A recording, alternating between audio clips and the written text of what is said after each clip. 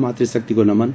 Channel 24+ news के खास, विशेष, मनमोहक, इंसानियत के सूत्र देने वाला, मानवता के सूत्र देने वाला और व्यक्ति को अच्छा इंसान बनाने वाला, चाहे वो हिंदू हो, चाहे मुस्लिम हो, चाहे सिख हो और ईसाई हो, ये सब बाद की बातें हैं। सबसे पहले वह इंसानियत सीखे, वो मानव धर्म को स्वीकार करे कि मानव जाति एक है।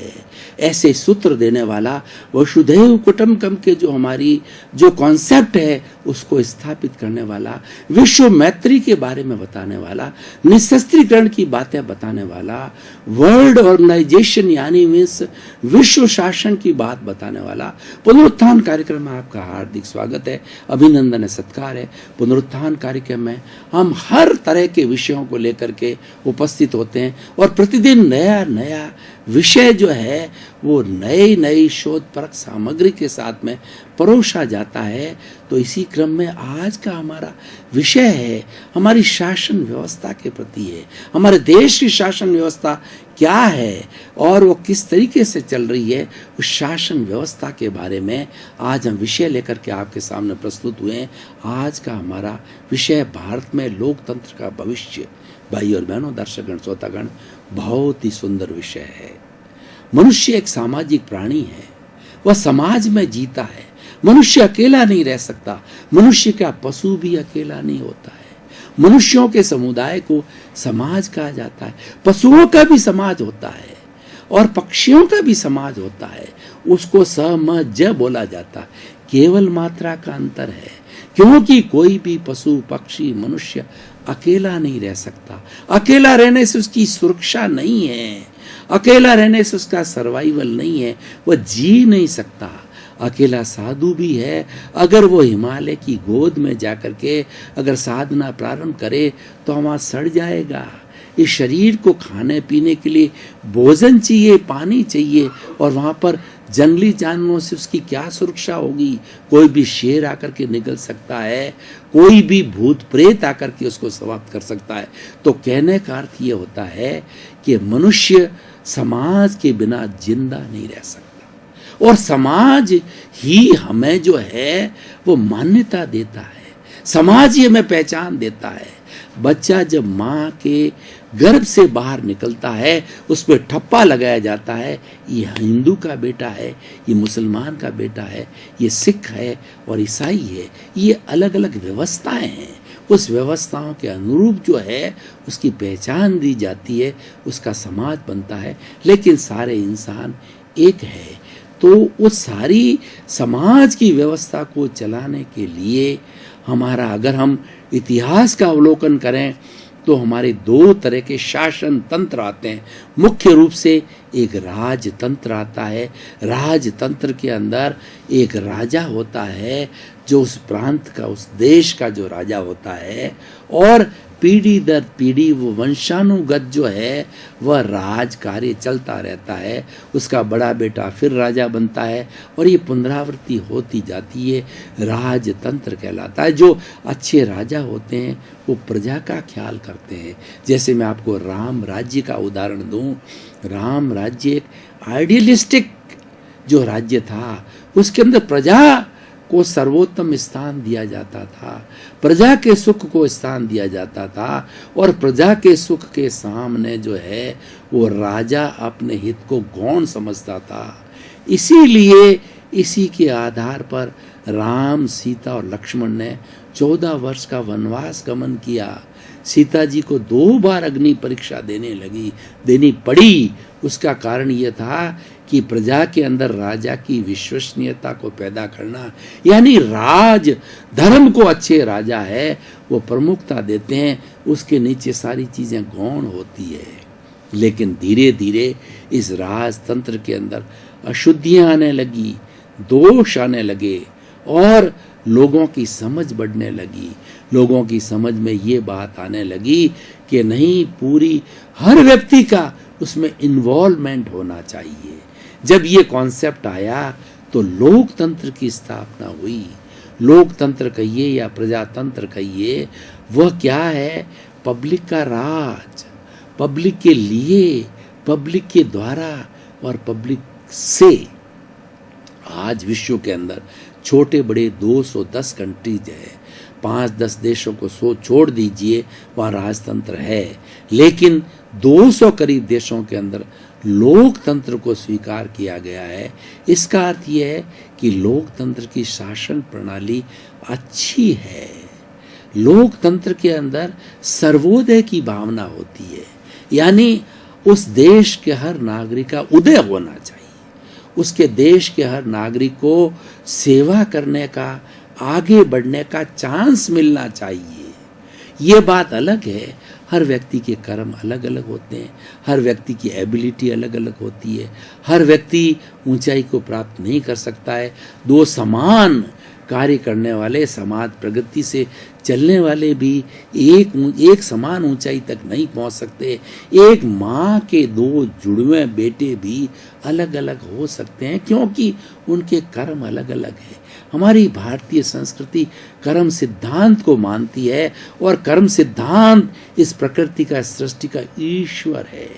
ईश्वर है, किसी को पनिशमेंट देता है, किसी को अवार्ड देता है, वो कर्मों के अनुसार होता है। ईश्वर अपने पे कुछ भी बुराई नहीं लेता, और क्यों बुराई लेगा?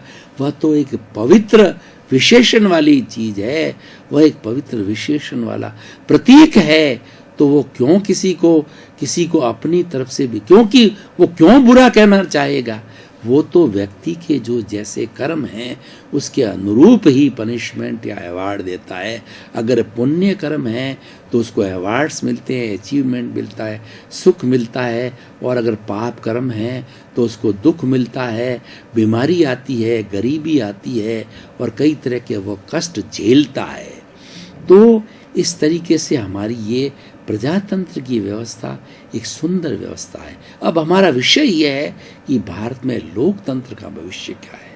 भारत की आज़ादी के बाद से जो है लोकतंत्र को स्वीकार किया गया, और 26 जनवरी 1950 को जो है हमारा संविधान बन गया, जिसमें बाबा साहब अम्बेडकर और भी कुछ सदस्य थे। उन्होंने संविधान की जो है वो स्क्रिप्ट तैयार किया, संविधान की नियमावली को तैयार किया, और जनता से उसको अनुमोदित कराया गया। उसके अंदर कोई जो है ये धर्मनिरपेक्ष राष्ट्र कहा गया। इस राष्ट्र के अंदर मानव धर्म ही एक धर्म है, लेकिन साथ साथ के अंदर स्वतंत्रता दी गई।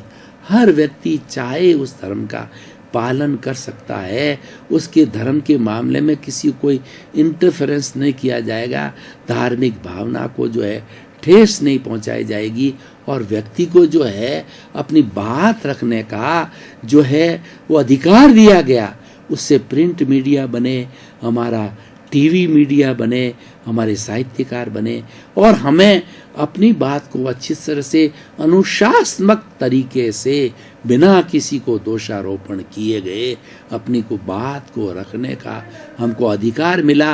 वो और अधिकार वो आज तक भी बरकरार है। हर व्यक्ति अपने अपने अच्छे विचार जो है वो रख सकता है, शासन प्रणाली के बारे में, समाज के बारे में, समाज की कुरीतियों के बारे में, समाज के सुधार के बारे में, सबके विकास के बारे में, सबके अच्छे अच्छे सजेशंस हमारे यहाँ निष्पक्ष रूप से इनवाइट किए जाते हैं। चाहे वो किसी धर्म का अवलंबी हो, हमारा हित होना चाहिए। हमारी हित की बात को सुनने का, उसको पारित करने का, उसको क्रियान्वित करने का हमारे यहाँ पूरी व्यवस्था है प्रजातंत्र के अंदर। तो हम प्रजातंत्र की बात कर रहे थे।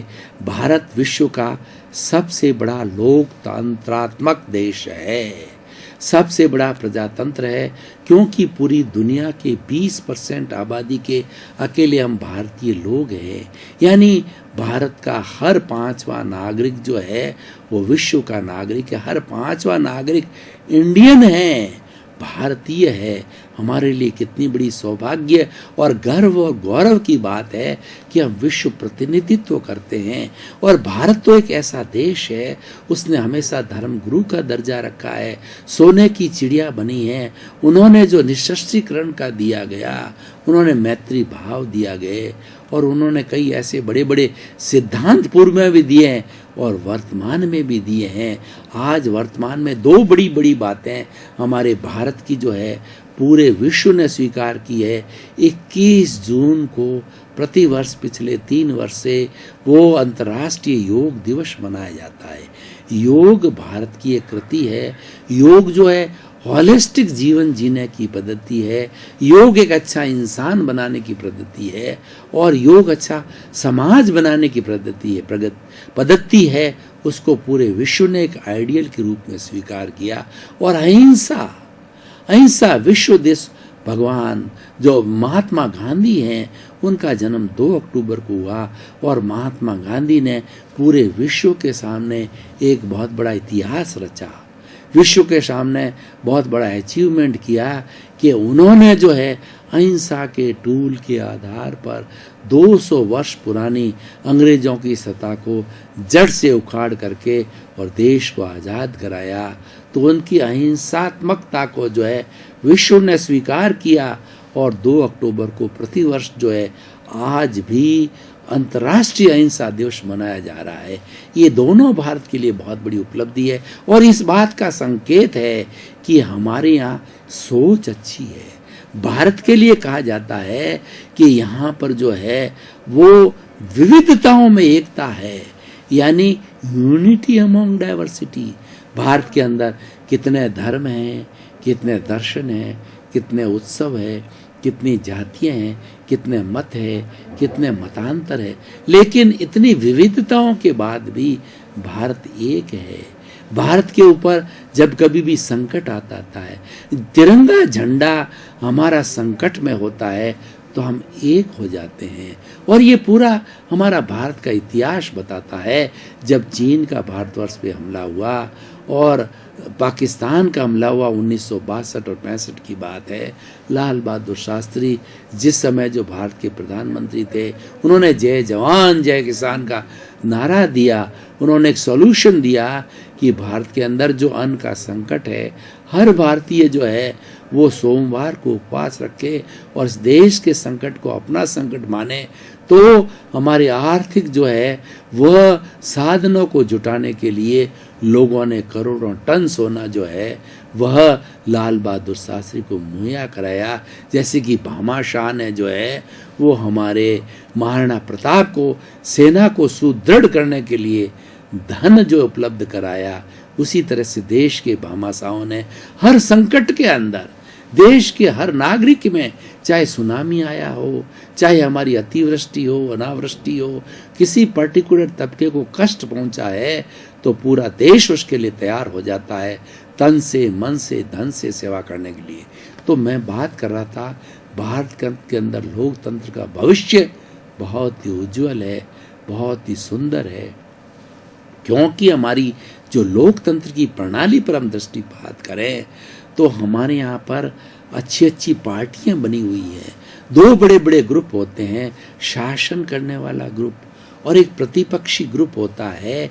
शासन करने वाला ग्रुप मान लीजिए कि वो 55% से जीत के आता है, तो भारत में व्यवस्था है कि 45% वाला जो ऑपोजिट ग्रुप है, ऑपोजिट पार्टी है, वह भी उतना ही सशक्त है, यानी हर बुराई का वो शासन तंत्र के अंदर विरोध करता है।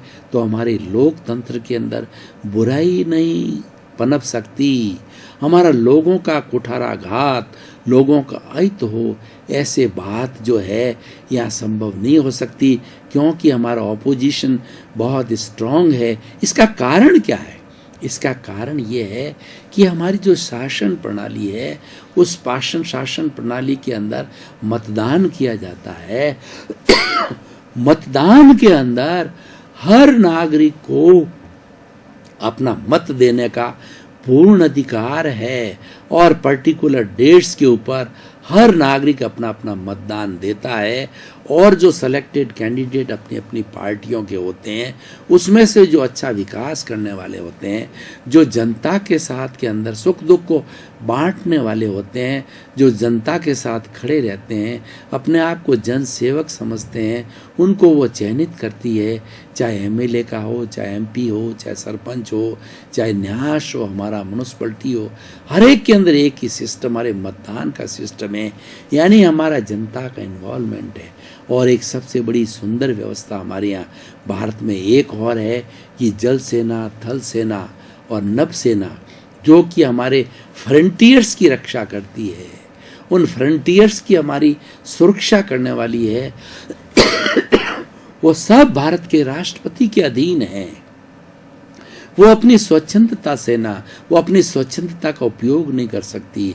बहुत से देशों के अंदर जो सेना है वह स्वतंत्र रूप है, स्वच्छंद है, तो कभी भी राष्ट्रपति को उखाड़ देती है, वो कभी भी प्रधानमंत्री को उखाड़ देती है और अस्त व्यस्त हो जानी, यानी एक तरीके से तानाशाह हो जाती है। लेकिन हिंदुस्तान में तानाशाही को कोई स्थान नहीं है। तीनों सेनाओं के जो हेड होते हैं, अध्यक्ष होते हैं, वो राष्ट्रपति के अधीन होता है और राष्ट्रपति लोकतंत्र का सबसे बड़ा हेड होता है और उसके अधीन जो हमारा प्रधानमंत्री या मंत्रिमंडल है वो राष्ट्रपति के अध्यादेश के ऊपर वो कार्य करता है और राष्ट्रपति के पास में अध्यादेश पहुंचते हैं और वो पारित होने पर वो देश के अंदर लागू मान लिए जाते हैं। तो हमारे यहाँ चयन की प्रक्रिया बहुत सुंदर है और जनता भी जो है वो बहुत जागरूक है कि उन चयनित व्यक्तियों में से उनको जिनको टिकट दिया जाता पार्टी के अनुसार है, उनको अच्छे लोगों को सेलेक्ट करती है और सेलेक्ट करके अपना प्रतिनिधित्व करने के लिए, चाहे हमारी विधानसभा हो, चाहे हमारी लोकसभा हो, चाहे हमारी राज्यसभा हो, राज्यसभा में भी परसेंटेज होती है जिस पार्टी का बहुमत, यानी हमारे यहाँ पे बहुमत को स्थान दिया जाता है कि बहुमत किस पार्टी का होता है और वो बहुमत जनता का बहुमत होता है, क्योंकि सारे लोग जनता से चुने हुए आते हैं। पार्टी तो उसका प्रतीक है, क्योंकि कोई भी पार्टी का शासन होना जरूरी है। ऑपोजिशन भी होता है, वह भी एक प्रतीक रूप में है, लेकिन कुल मिलाकर उस पर अंकुश जनता का है और जनता जब चाहे तो किसी भी लोकतंत्र को धाराशायी कर सकती है, यानी किसी भी सरकार को गिरा सकती है और गिरा करके अच्छी सरकार बना सकती है। ये बहुत सुंदर व्यवस्था है।